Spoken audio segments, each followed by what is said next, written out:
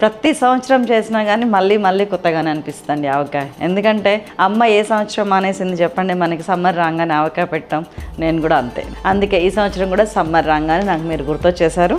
నేను వచ్చేసాను చక్కగా అసలు సిసలు ఆవకాయ పచ్చడిని టేస్ట్ చూపించడానికి, మళ్ళీ మళ్ళీ మీ చేత చేయించడానికి వచ్చేసాను.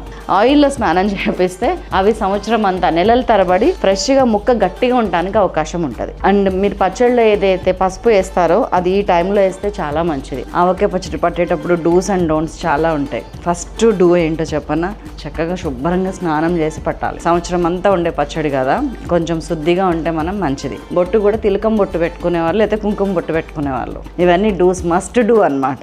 అండ్ అందరికి వచ్చి ఇంకొక డౌట్ ఏంటంటే ఏ కాయలు వాడాలి.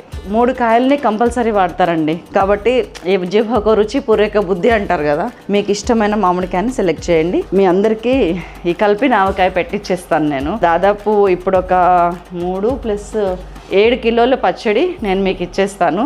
నాకు ఒక చిన్న కండిషన్ ఉంది దానికి. ఏంటి చెప్పండి చెప్పండి చెప్పండి. ఇక చూసావా కలరు, ఆవకాయ అన్నం అంటే ఇదండి, ఆవు పిండి ఫ్లేవర్.